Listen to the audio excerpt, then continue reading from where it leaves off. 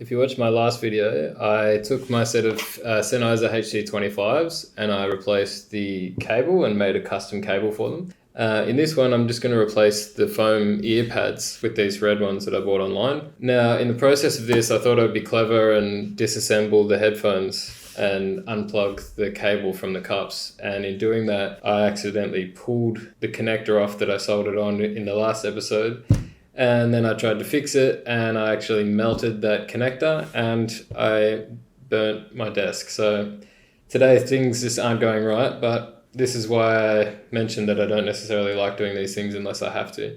But hopefully everything else works okay. I fixed the cable by putting the wires from the old, or the one that I bought on eBay. So that should work fine, and it's actually did it a bit neater than the last time. And maybe I'll buy some more of those connectors online and redo it. I've already disassembled the headphones and I've got the two ear cups here. It just makes it a lot easier to do it like this when you're not juggling around the strap. They're quite easy to pull apart anyway, as long as you don't break any cables. And there's a lot of videos online on how to actually replace these pads, but I figured out a way I think is a little bit easier and faster. So basically, to get them off, it's just got this rubber sort of gasket around it that holds it on.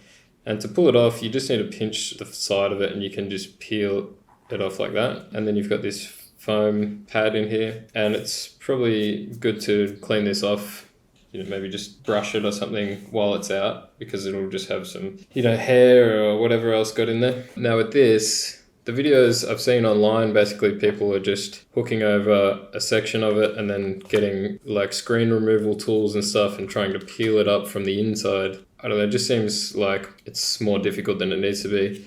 I realized that if you peel this inside out like this, you can do it the whole way around, and then you can basically just press the ear pad against the actual can and just flip it back over. Now this way, I guess it kind of stretches the flange a little bit when you actually fold it back over, but it seems to just shrink back onto the can anyway, so I don't see any problem doing it this way. So just make sure there's no dust or anything in there. And then you basically just want to sit the foam back on.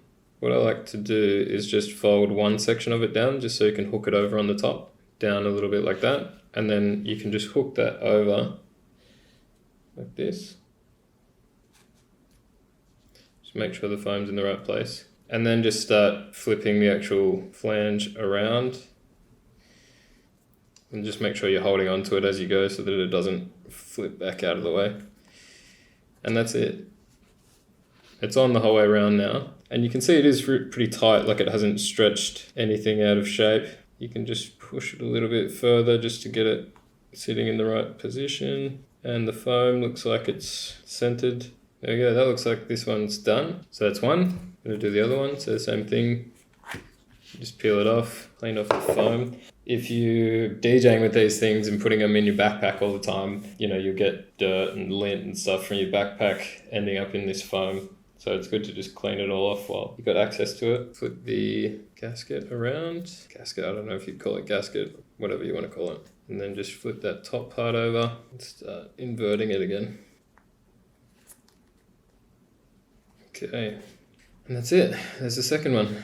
So once it's on, you can actually twist it around as well. And if you've got one section where it's not folding over quite as far, it's good to twist that around to the section where you plug in the cable, because it gives it a bit more room. I've got room for the cables.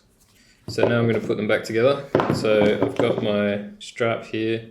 Just remember that only one side has this rotation, and that's generally on the side that's opposite the cable. So I'll put the cable on this side. So that means you've got to take the cup with the cable's mounting plate on it. And what I might actually do first is mount the cable back in there.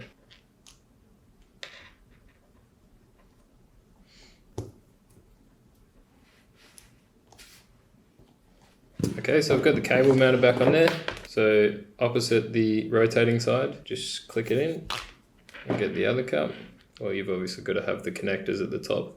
Just route the cable, so